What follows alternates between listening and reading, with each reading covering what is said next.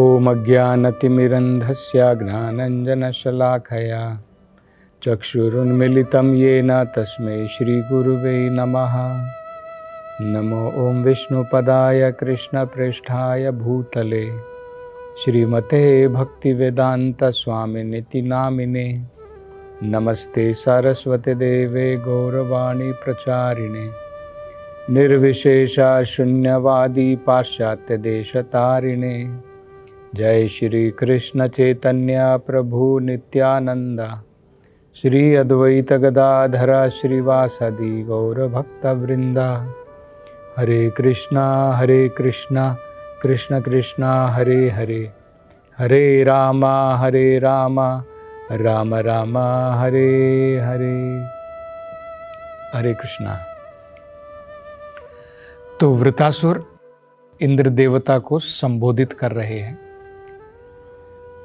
उनको प्रेरणा दे रहे हैं, उनके अंदर में उत्साह जागृत कर रहे हैं, क्योंकि हताश होकर के, निराश होकर के इंद्र देवता जो है वो हिचकिचा रहे हैं अपना वज्र प्रयोग करने के लिए वृतासुर के ऊपर, क्योंकि उनको लग रहा है मैं हार गया हूं, मेरी पराजय हो गई है।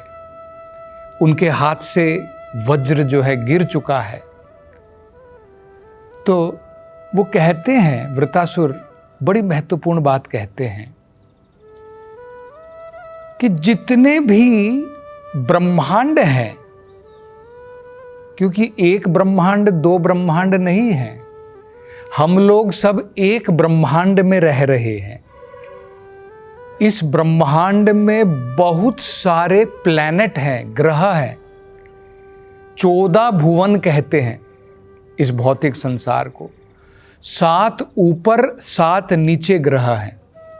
ये एक ब्रह्मांड की बात है।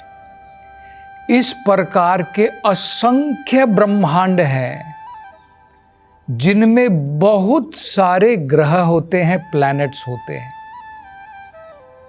हर एक ग्रह के लोकपाल होते हैं जो उस लोक का, उस ग्रह का पालन करते हैं। जैसे ब्रह्मा जी हो गए, अन्य देवतागण हो गए, ये सब लोकपाल कहलाते हैं।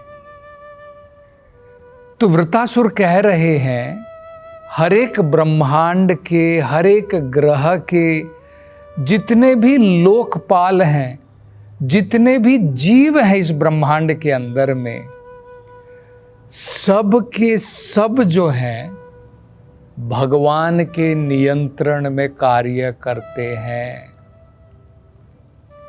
भगवान के नियंत्रण से कुछ भी बाहर नहीं है।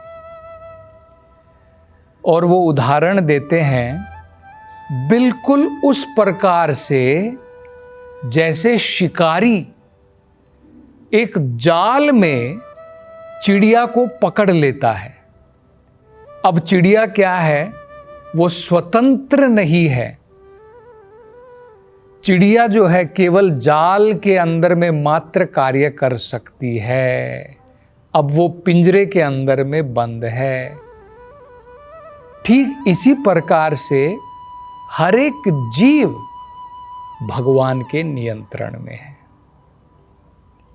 ये क्यों बताना चाहते हैं?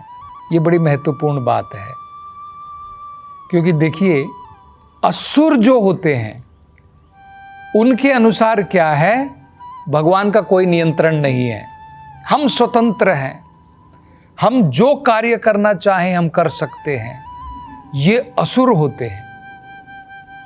और सुर का मतलब होता है, देवतागण का मतलब क्या होता है, जो जानता है कि भगवान के नियंत्रण में सब कुछ है, उनके कंट्रोल में सब कुछ है, वो देवता होते हैं।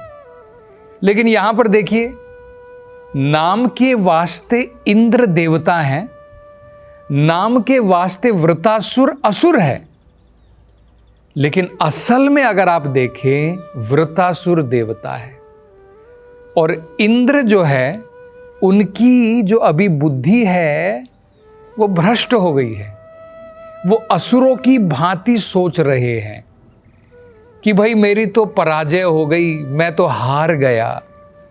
वो ये नहीं देख रहे हैं कि भाई हार जीत मेरे हाथ में नहीं है, हार जीत भगवान के हाथ में है। वो नियंत्रण करने वाले हैं, वो कंट्रोलर हैं। अब उनको सीख दे रहे हैं वृतासुर। तो असल में देखा जाए तो वृतासुर वो भगवान के भक्त हैं, इसलिए देवताओं के सारे गुण वृतासुर के अंदर में हम देख सकते हैं। अब एक और बड़ी महत्वपूर्ण बात वृतासुर इंद्र देवता से कहते हैं। देखिए क्या कहते हैं। ओजः सह बलम प्राण अमृतम मृत्युम च।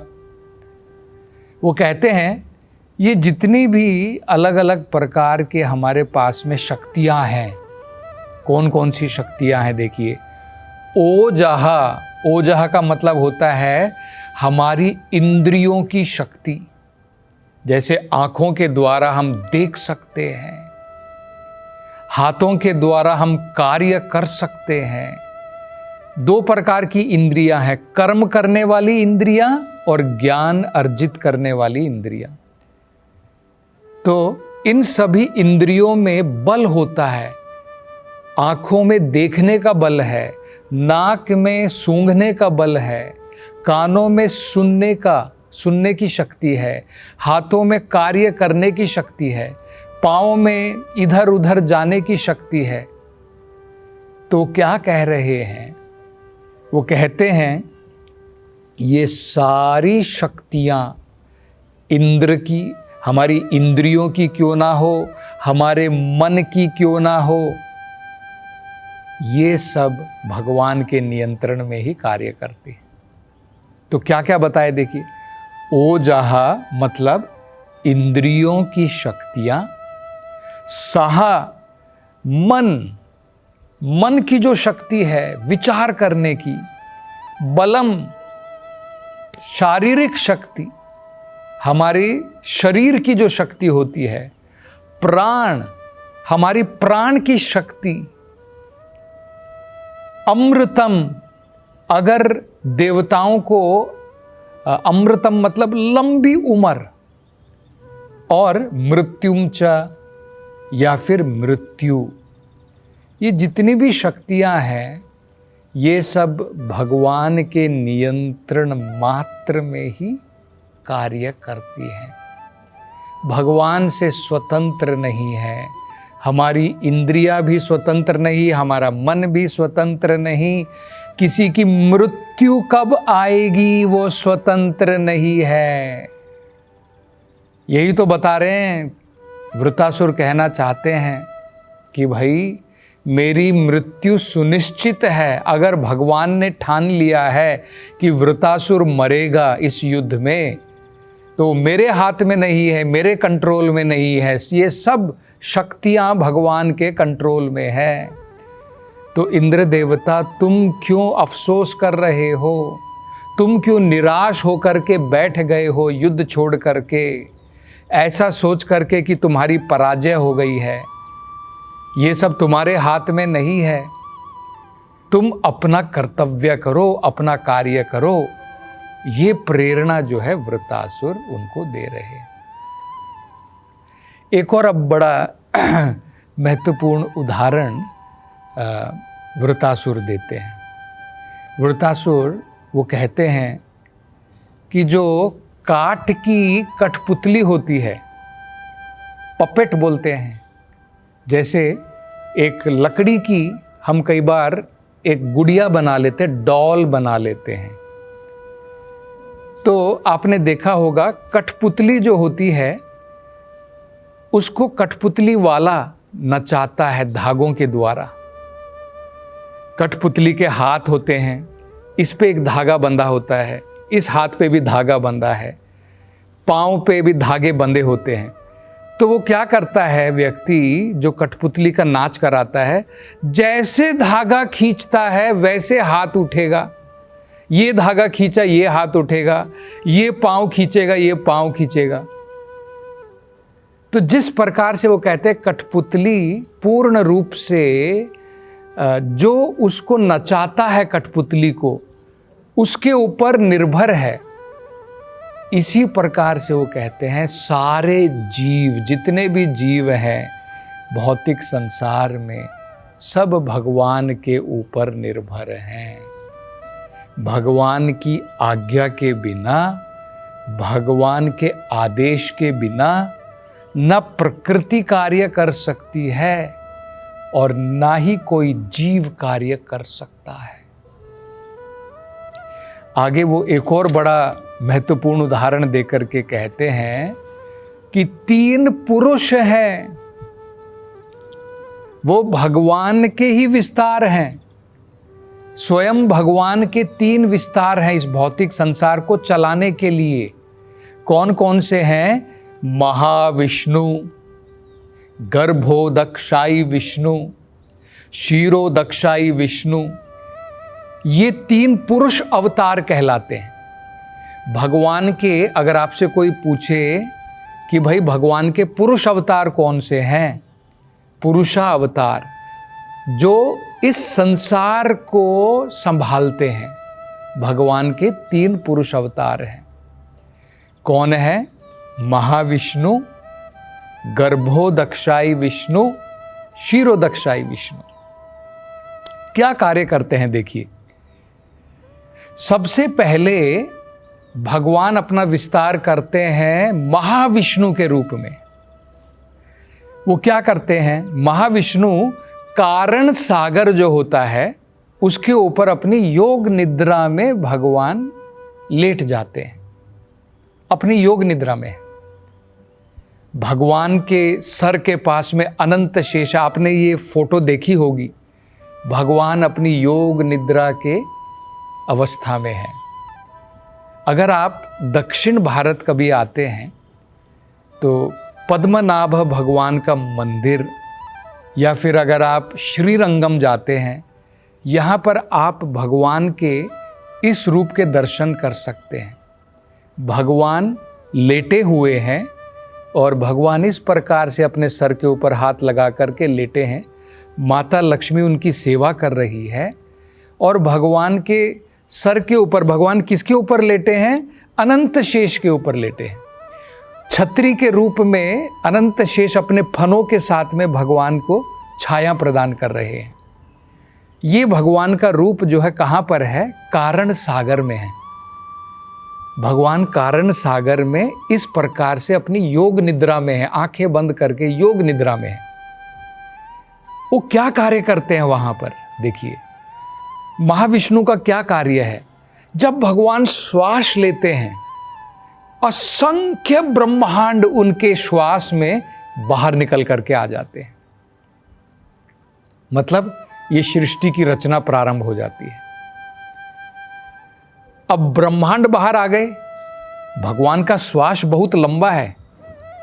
ब्रह्मा का जन्म और ब्रह्मा जी का मरण एक भगवान के श्वास के बराबर है, लेकिन करोड़ों साल का है वो। भगवान का एक श्वास हमारे करोड़ों करोड़ों साल के बराबर है। तो भगवान जब श्वास बाहर निकालते हैं, ये सृष्टि निर्माण हो जाती है। ये सारी ब्रह्मांड बाहर निकल आते हैं। तब क्या होता है? अब ब्रह्मांड आ गए, अब दूसरा विस्तार भगवान करते हैं, गर्भोदक्षाई विष्णु। मतलब हर एक ब्रह्मांड में अब भगवान अपना विस्तार कर लेते हैं। उनको कहते हैं गर्भोदक्षाई विष्णु। मतलब सब ब्रह्मांड के अंदर में भगवान ने प्रवेश कर लिया। कैसे प्रवेश कर लिया? गर्भोदक्षाई विष्णु। ये क्या करते हैं? गर्भोदक्षाई विष्णु भी योग निद्रा में जाते हैं।